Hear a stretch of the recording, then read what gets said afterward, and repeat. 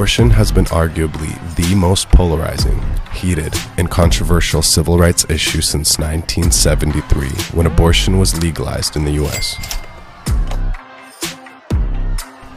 There is so much passion on either side of the topic, and seems to be no middle ground and virtually no humane conversations. So much anger and so much hate. In the midst of it all, we truly believe that love is the answer. Instead of pro-life or pro-choice, is it possible for us to be pro-love? Is it possible for us to love both the mother and the baby? Maybe the answer isn't either or, but rather both. I have my personal convictions. You have yours. We're all so different, and that's okay. But where is God's heart at? Where is the truth and peace amidst all the chaos and lies? We want to go on a journey to find out the truth, and to find out how we could actually help and make a difference, instead of just adding more noise to an already deafening discussion.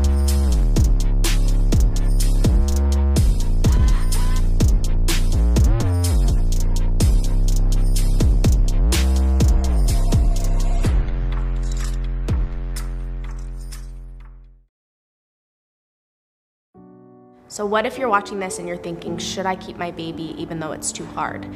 As a matter of fact, I was in that position. I was 19 when I got pregnant with Everly, and I remember just being so scared. I didn't know what I was gonna do. I was actually in school, in college, and I was too scared to tell my family. I was too scared to tell my friends. It was just a lot for me to take in, being so young. I remember those moments just being so terrified of just like what the future would look like, what my life was gonna look like.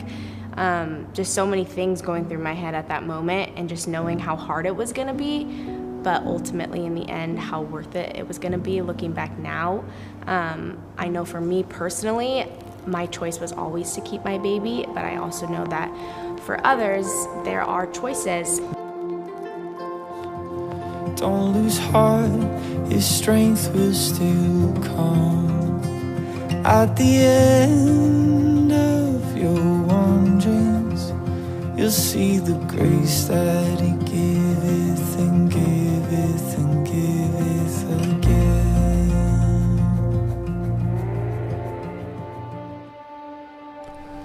In America, over 2,000 abortions happen every day.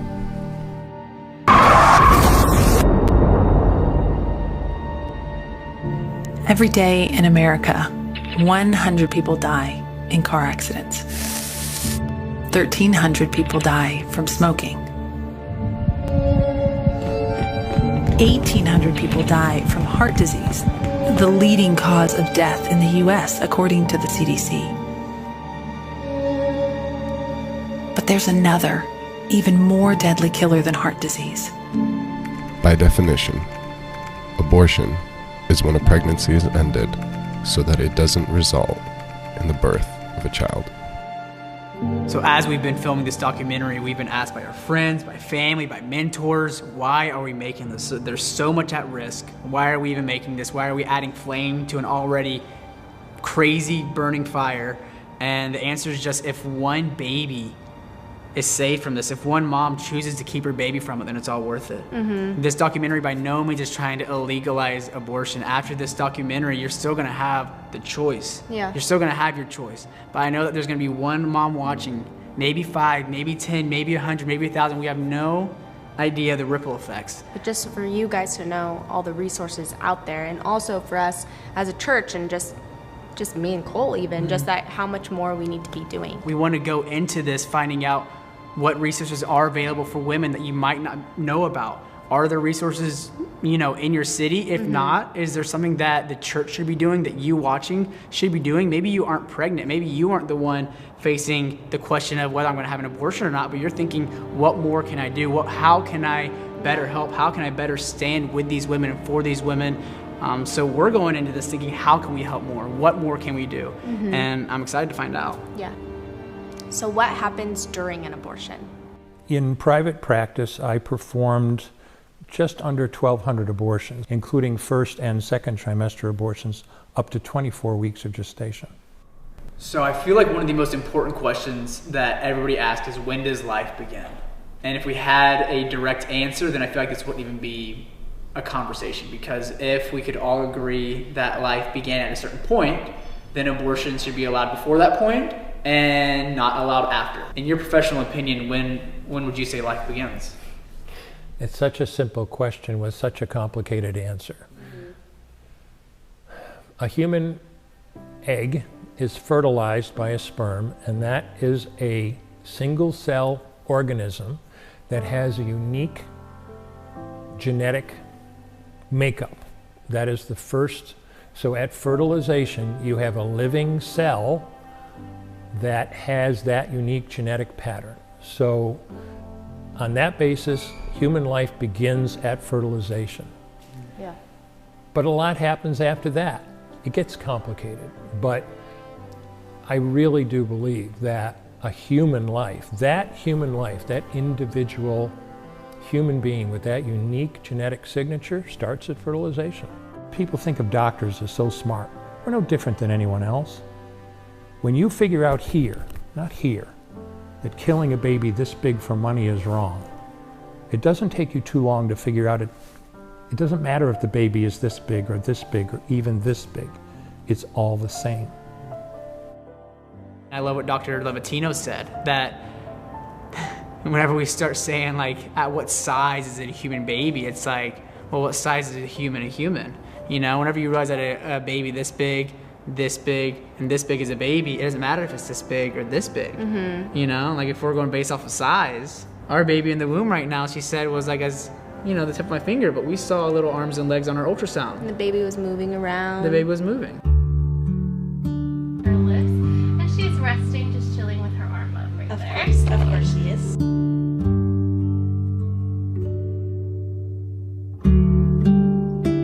We're excited to sit down with Dr. Kathy Altman and hear her story on this topic. So I feel like a lot of people watching or listening might not know how abortions are performed, you know? I think you hear pro-choice and it sounds right because it's like, oh, well, the mother should be able to decide whether to keep or not keep, but they don't understand what not keep means. Well, most people don't realize it, but any OBGYN has to learn how to do abortions in their residency program. You can opt out because of conscience, but I didn't because I was really very pro-abortion. I had had an abortion myself, and I didn't think any woman should have to bear a child she didn't want.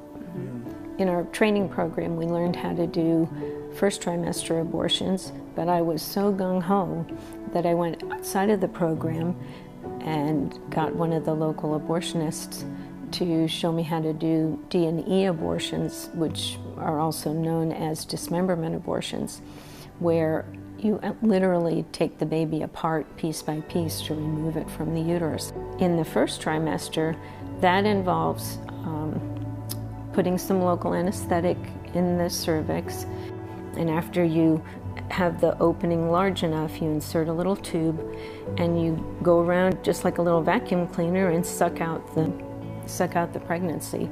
And the baby is sort of torn apart as it's going through the hole because it's bigger than the hole, and then the placenta goes through. And then you check to make sure there's nothing left, and that's the end. Yeah. And then for second trimester, it's a little bit more involved. Oftentimes you have to dilate the cervix ahead of time, because if you try to mechanically dilate the cervix, it can lead to damage to the cervix. Then you just reach in with a heavy-duty clamp and grab whatever you can grab, an arm or a leg usually, and as you're pulling it through the cervix, the body's too big, so it's not going to come, and so with enough traction and twisting, the arm or the leg comes off. And you do that until you've got everything you can, and then you have to reach up and try to crush the bigger parts, so like the chest and eventually the head, and then you just bring them out in pieces. You can tell when you've crushed the head because the white brains leak out.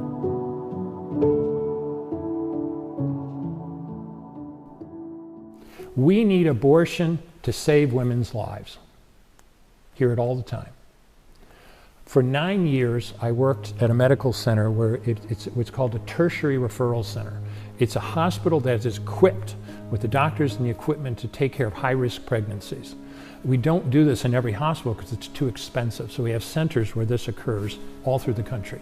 And where I worked was a tertiary referral center. And for 9 years, as a pro-life obstetrician gynecologist, I worked in a medical center like this. I saw it all. I mean, severe heart disease, cancers, out-of-control diabetes, preeclampsia. I mean, these are dangerous pregnancies. Pregnancy can be very dangerous. But there's a point to be made about this. We need abortion to save women's lives, really. The vast majority of times that a pregnancy becomes dangerous to a woman with many of these conditions. There are a few cases early in pregnancy, we can talk about those. But the vast, vast, vast number of these cases occur after 22 weeks when the baby's viable. I have as a pro-life obstetrician gynecologist and almost 10 years of experience in a tertiary medical center, I have terminated, i.e. ended, hundreds of pregnancies to save women's lives. How many babies did I have to deliberately kill in the process? None, not even one. It's called delivery.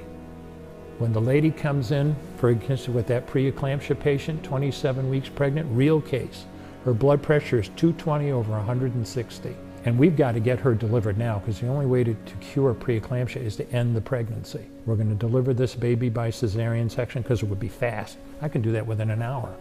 And we're going to take care of the both of them, and we're going to just have to leave it in God's hands. And we did exactly that. We stabilized her, delivered her, and she and the baby ultimately did great. So I had no idea. I had no idea that's what went on first trimester, second trimester, third trimester. And I feel like it's so necessary for people to know. Yeah. Because I think that if this is what's going to happen, the media and news outlets and people can just downplay it. Yeah. And even with like the little bit that I did know, just hearing it from him and hearing his stories and just the details of it was such a different experience just hearing him say that, you know? Mm-hmm. And it opens up your eyes, you know? Like you hear the word abortion and I feel like it's become so normalized, and I'm glad that we can have conversations about it, but like where's the truth at? Yeah. Well, the truth is here's someone who's performed 1,000 of them. Yeah. You know, instead of someone telling you, you know, what they think it is, or like you hear all these different, I don't want to say lies, but you just hear all these different variations of what an abortion is. Well, let's just go to the source. Yeah. You know? And like you go to the source and it's like, okay, that's what it is. So here's a crazy thought. I would not be here today if my grandma did not choose life for my mom. As a matter of fact, her story is wild. I sat down with her to talk about it. You're about to hear it, but her story is so beautiful because it shows the generational impact of choosing, yes, I'm gonna keep this baby. Well, when my mother was around 18 years old, she found herself pregnant and with no family except a brother that would take her in and take care of her, and she delivered me and kept me for 4 months and really wanted to keep me. But times were very hard in 52, and she was a waitress and I was sick and trying to afford to take care of me and take me to the doctor. There wasn't a lot of help back then for any kind of supplements or anything, so she chose to give me up. But first good choice was she chose to let me live. And so I was adopted into a wonderful family. When I was 16 years old, my mother that raised me died of a massive heart attack, and that really, it almost destroyed me. And so I ended up pregnant, and the young man that got me pregnant and his dad really wanted me to get an abortion, and really was set up to force me to have an abortion. And as far as I know, it was planned, and they were there to put me in the car and take me. And my daddy, he ran them out of the yard and made them get back in their car and wouldn't let me go with them. And so my daddy took care of me, and I had my beautiful little girl. So I was 17 when she was born, and we kind of grew up together. I was never sorry. I was never sorry. Even though I was pregnant without being married, I just was never sorry. And the minute you hold that baby and look at that baby, everything that you went through that was scary, it just goes away, you know? It goes away. I'll forever be grateful for my granny's decision. If my grandma did not decide to keep my mom, not only would I not be here, but my kids wouldn't be here. And one day, my kids' kids, and my kids' kids' kids, and so on. Saying yes to keeping your baby affects so much more than you could ever imagine.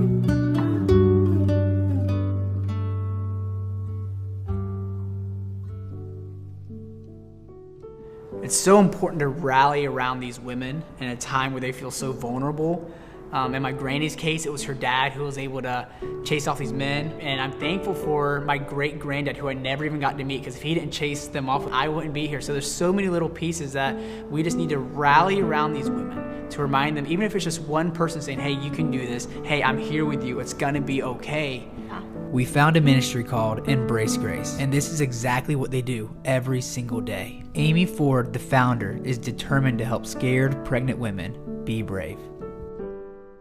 In the church, the abortion rate is exactly the same inside the church as it is outside the church. There's no difference. So these women are sitting in our pews and scared, don't really know what to do. And even with my own story, I went to church every single week. I did it not cross my mind that I'm pregnant, I'm scared, I don't know what to do. Maybe I'll go to the church and ask for wisdom, guidance, prayer, support, something. Like, it's the last place you want to go to. So we started Embrace Grace as a pro-love movement where we want the church to be one of the first places a girl runs to instead of the last because of shame and guilt.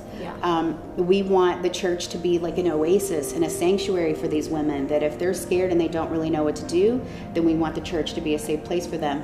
And then also, you know, if they end up choosing abortion, we don't want them to, but if they do, we believe the church should be a safe place for them too, to go to as well, for healing and for healing support groups. But we started Embrace Grace, and it's for women with unexpected pregnancies to find hope, community, support. They meet other girls going through the same thing that they are.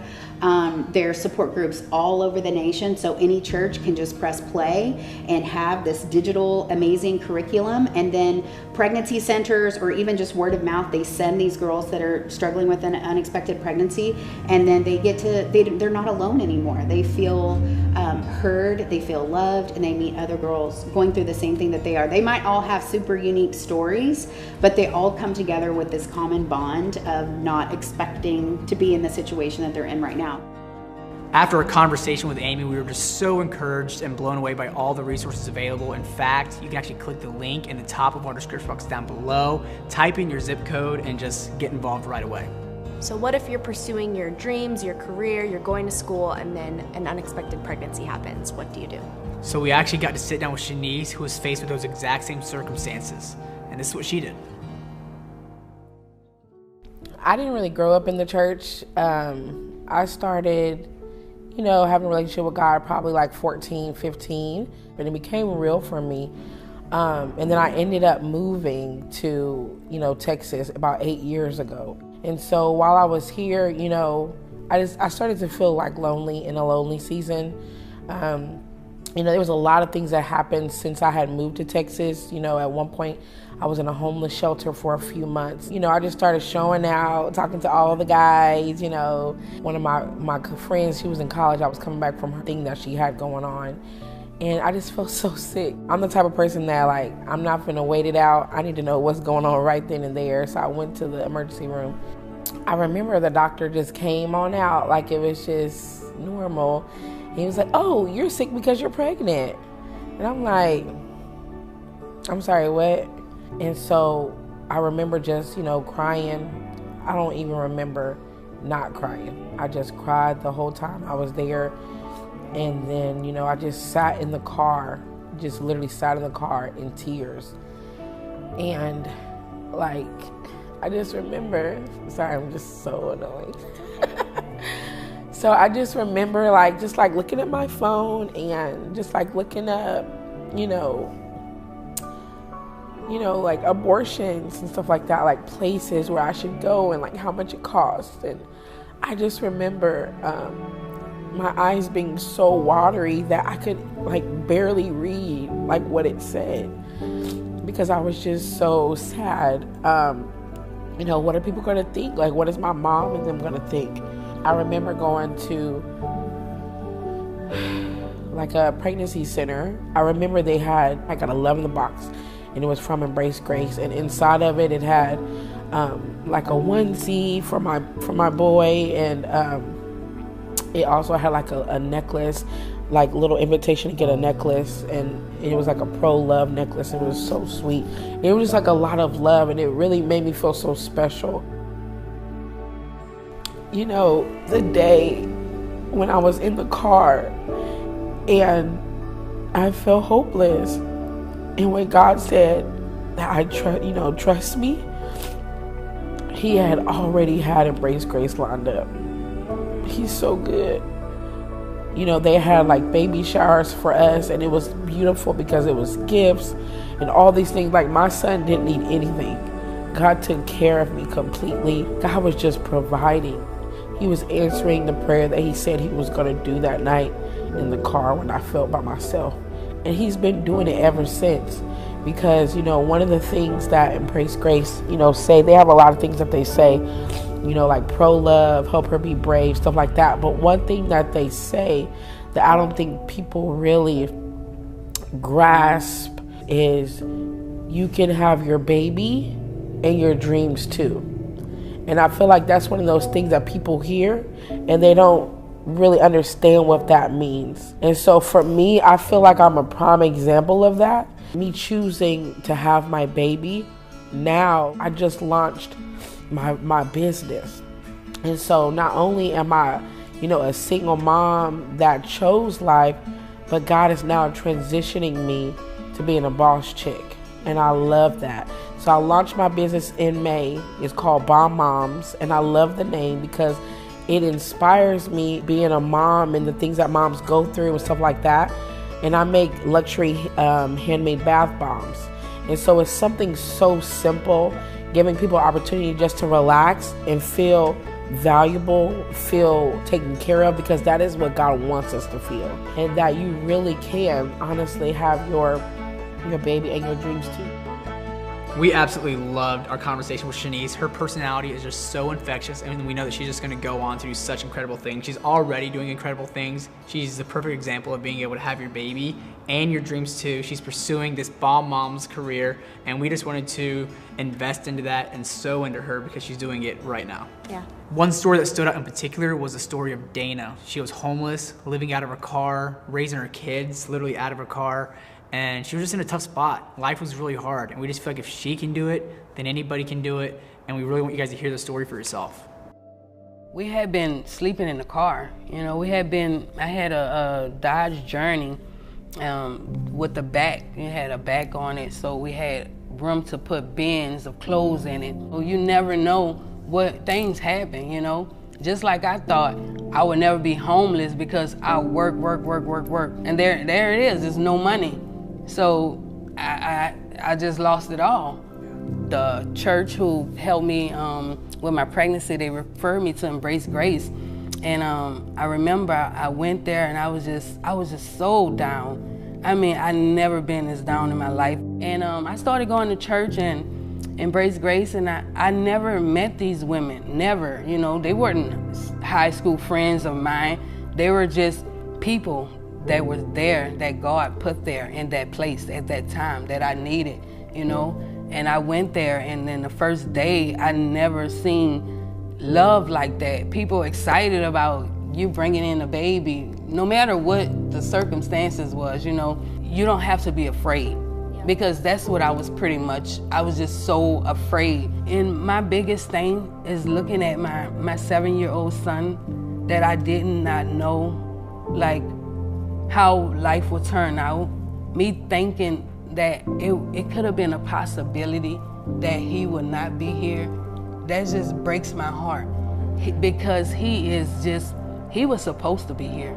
He is funny, he is just, like, it was the last edition. It was just everything I needed to complete myself, you know? I couldn't imagine life without him. And to think that I would have been so selfish to think, you know, oh, I don't want to have another baby. Why? Because I'm so afraid. I like to shop. I like to do this. I like to do other things. I don't want to be a single parent tied down with another kid, worrying about, you know, with the world, how they view me or how they judge me or, you know, look at me as, you know, but they don't know my story, you know. Like, my kids are my rock in my world, and I just thank God that he put people in my life and in place and at the right time. So after hearing Dana's story, Savannah and I both just felt led to give her a gift. We weren't expecting to do that, but we were just so encouraged and motivated by her story that we knew that we had to act on this. So I just want to encourage you guys that if you ever felt led to help anybody in any way, even if it's not financially, you can help with your time or anything, you should always act on that.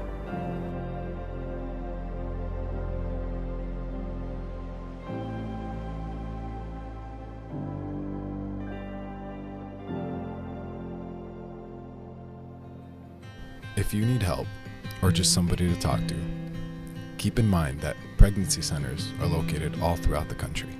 These facilities are completely free and are filled with people that are dedicated and ready to help you figure out your next steps. From an ultrasound all the way to the diapers or food your baby might need.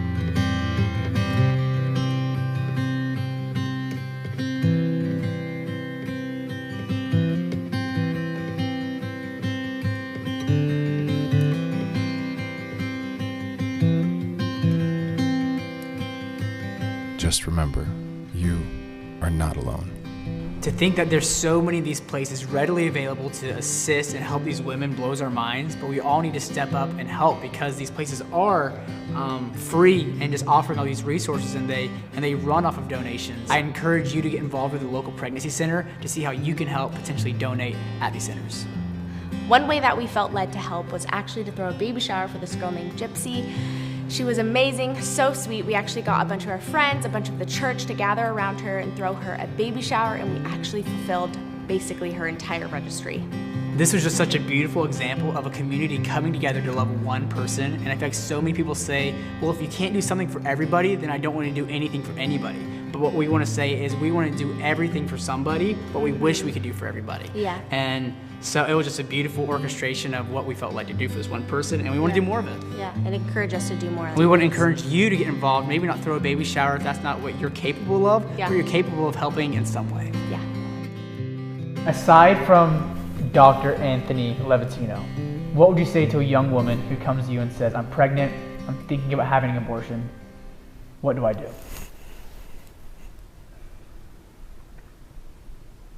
A caution for the audience. Don't ever, ever talk about an abortion as being a convenience. That so-and-so had an abortion because it's the convenient thing. Pregnancy is not convenient. Never, ever say that. Understand that women who are contemplating abortion are under tremendous stress. They are worried about their education. They are worried about their finances. They don't want mom and dad to know she's been having sex with Johnny. Whatever it is that's driving her, there are powerful forces and powerful things within her mind driving her to consider an abortion. And it's very important when you're talking to someone in pregnancy who's contemplating an abortion to keep that in mind, to understand and be empathetic about the tremendous stress that she's under. When those situations arise, I would do my best to understand her situation by talking with her, understand what was driving her to that decision. I understand that you're worried about finances, and I understand that you're worried about your education, and I understand that you're worried about the impact on your life in the future. I understand that you may not feel able to provide for your son or daughter in the future. But I want you to understand one thing. There is something that only you can give your son or daughter, and that is the chance to live, the very same chance that you have to enjoy life. Only you can provide that to them. Don't be afraid. Do not be afraid. Don't let life scare you. And if you have God in front of you, there's nothing that can scare you.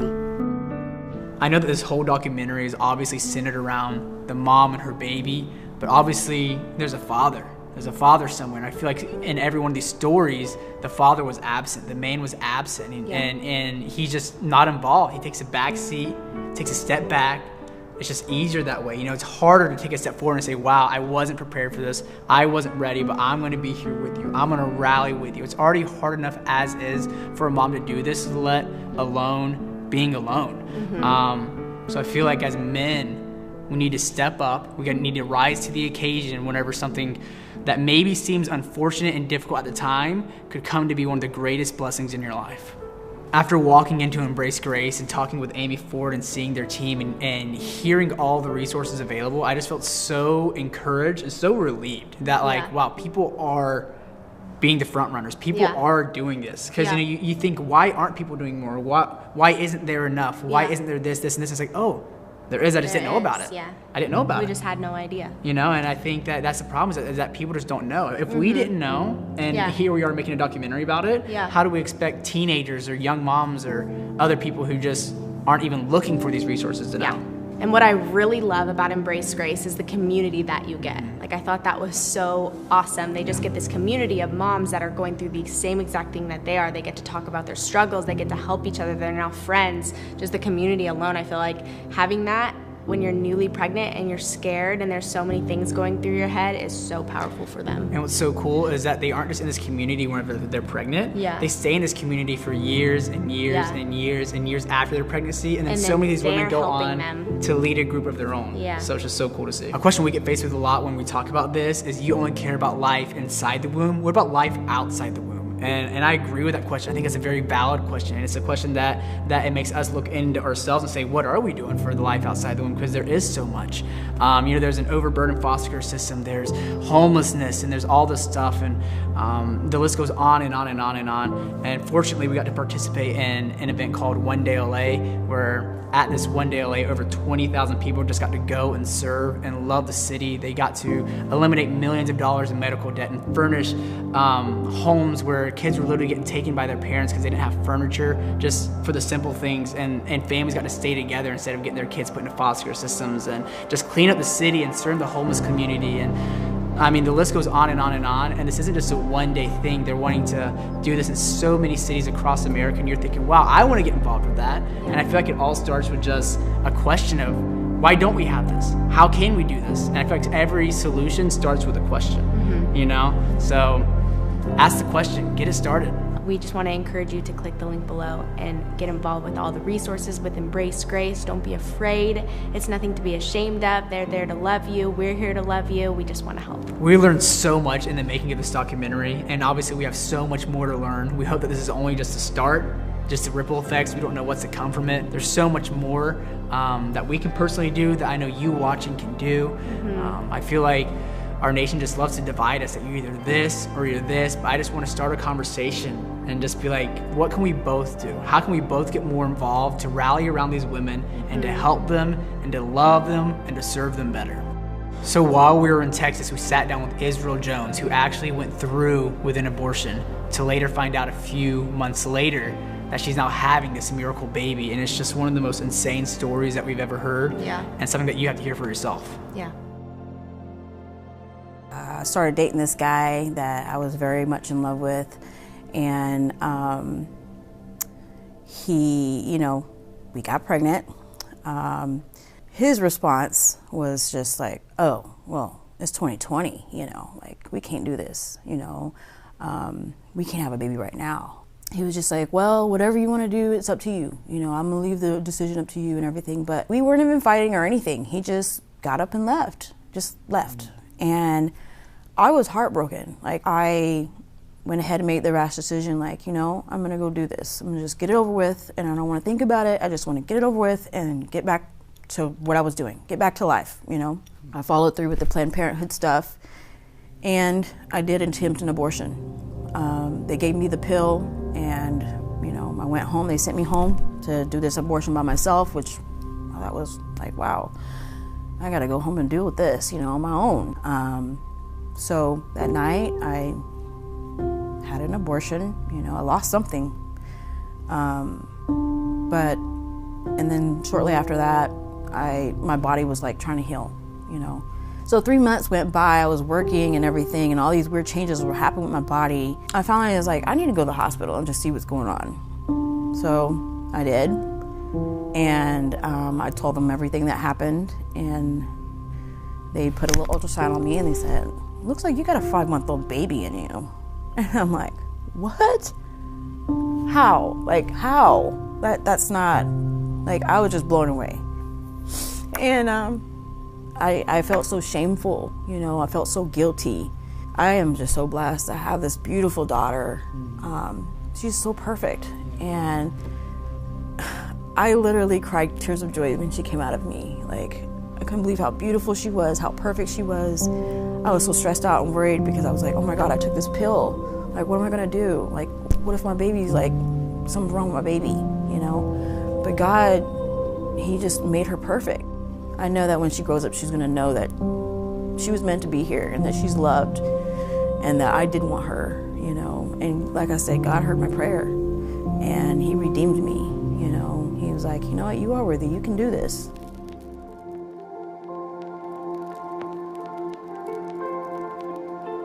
Insane baby fever. Especially when they're this cute. Your grace will be enough. He's so cute, huh? She just loves everybody. My eyes can see. So after just holding her baby and being around her and hearing her story, she was just a total miracle. And it's crazy just to see the miracle in person. Yeah. You'll see the grace that He giveth and giveth.